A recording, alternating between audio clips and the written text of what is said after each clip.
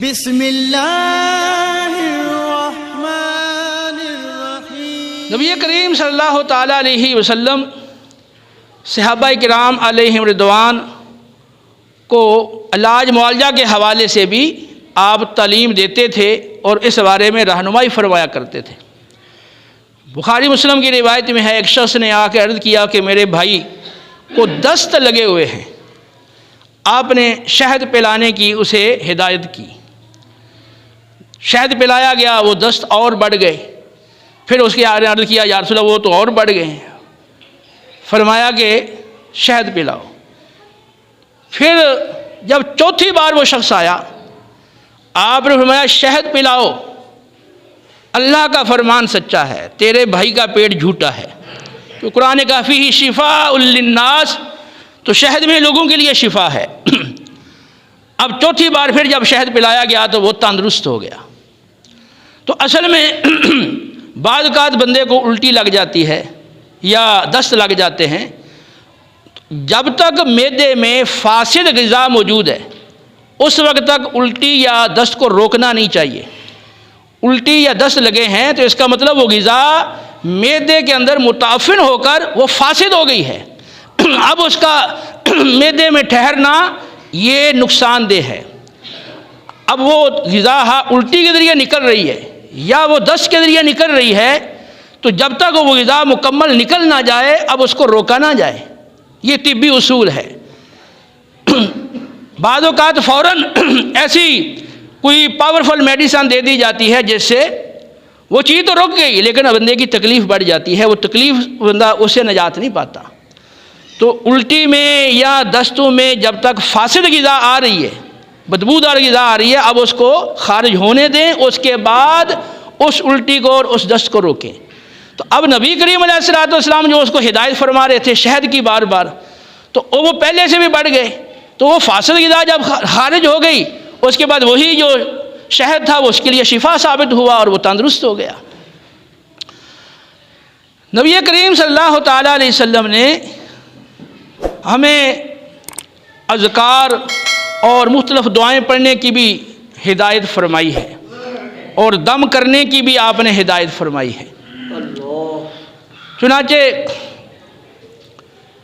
नबी करीम सल्लल्लाहु ताला अलैहि वसल्लम का जो अपना मामूल था, सही बुखारी और सही मुस्लिम की रिवायत है, आप सल्लल्लाहु अलैहि वसल्लम मुअव्वज़ात यानी सूरह इखलास और सूरह फलक और सूरह अन्नास, आप ये कुरान पाक की आखिरी 3 सूरतें पढ़कर अपने ऊपर दम फरमाया करते थे। और जब घर वालों में कोई बीमार होता तो उन्हें भी आप यही सूरतें पढ़कर दम फरमाया करते थे। और जब आप बीमार हुए और आपका विसाल करीब था, उस वक्त भी आयशा सिद्दीक़ा रज़ियल्लाहु ताला अन्हा यही सूरतें पढ़कर आप पर दम करती थी, उन्होंने दम किया था। तो नबी करीम सल्लल्लाहु ताला अलैहि वसल्लम इन सूरतों के साथ दम को बहुत अहमियत दिया करते थे। तो आप भी ये मामूल बना लें। ख़ास तौर पे नज़र के हवाले से ये दम बड़ा मुअस्सर है। नबी करीम सल्लल्लाहु ताला अलैहि वसल्लम हज़रत उम्मे सलीमा रज़ियल्लाहु ताला अन्हा के घर तशरीफ़ फरमा हुए। आपने एक लड़की को देखा कि उसके चेहरे पर जर्दी थी। फरमाया इसको नज़र लग गई है, इसको दम करवाओ। इस आयशा सिद्दीक़ा रज़ियल्लाहु ताला अन्हा फरमाती हैं, ये भी बुखारी मुस्लिम की रिवायत है कि नबी करीम सल्लल्लाहु ताला अलैहि वसल्लम नज़र लगने की सूरत में दम का हुक्म दिया करते थे। सही मुस्लिम की रिवायत है, आले अमर बिन हज़म नबी करीम अलैहिस्सलाम के पास हाजिर हुए। अर्ज़ किया, या रसूलल्लाह हमारे पास एक दम था, बिच्छू के ढसने से वो हम दम किया करते थे। अब आपने दम से मना कर दिया। आपने फरमाया मुझे वो अपना दम सुनाओ। जब उन्होंने सुनाया तो फरमाया इसमें कोई हर्ज नहीं है, जो अपने भाई को फ़ायदा पहुंचा सकता है वो फ़ायदा पहुंचाए। और एक और मुस्लिम की रिवायत में है हज़रत औफ रज़ियल्लाहु ताला अन्हु से, तो फरमाया कि दम में कोई हर्ज नहीं जब तक उसमें शिरकिया बात ना हो। तो ज़माना जाहलियत में बाद अफराद दम करते थे, फिर वो ज़माना इस्लाम आ गया तो नबी करीम अलैहिस्सलाम से इसके बारे में पूछा गया कि यार रसूल, ज़माना जाहलियत में तो हम दम करते थे, किसी चीज़ के डस लेने से दम करते थे, बाद बीमारियों के दम हैं, तो अब क्या है, इसका बारे में क्या हुक्म है? तो आपने फरमाया जब तक उस दम के कलिमात में शिरक ना हो, कोई खिलाफ शरा बात नहीं है, तो वो दम किया जा सकता है। लेकिन बेहतर दम वो है जो ख़ुद नबी करीम अलैहिस्सलाम करते थे और जो कुरानी दुआएं और अहादीस में जो दुआएं मनकूल हैं उनसे वो दम किया जाए। सही मुस्लिम की रिवायत में है, नबी करीम सल्लल्लाहु ताला अलैहि वसल्लम की बारगाह में शख्स आया, या रसूल अल्लाह, मुझे बिच्छू ने डस लिया और मुझे रात बहुत तकलीफ़ पहुँची। फिर मैं शाम को तुम ये कलिमात पढ़ लेते, आऊज़ु बिकलिमातिल्लाहि ताम्मह मिन शर्रि मा खलक, आऊज़ु बिकलिमातिल्लाहि ताम्माति मिन शर्रि मा खलक।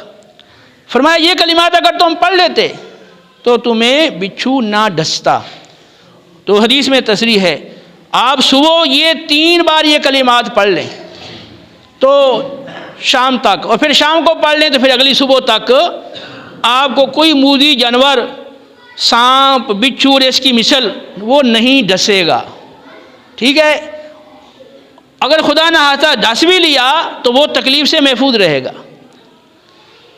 नबी करीम सल्लल्लाहु अलैहि वसल्लम एक बार नमाज पढ़ रहे थे, शुअबुल ईमान की ये सही सनद के साथ रिवायत है, तो आपने जैसे हाथ नीचे रखा तो बिच्छू ने आपको डस लिया, तो फिर आपने उस बिच्छू को तो मार दिया और फरमाया कि अल्लाह इस पे लानत करे, ना नमाजी को छोड़ता है ना गैर नमाजी को छोड़ता है, ना नबी को छोड़ता है ना गैर नबी को छोड़ता है।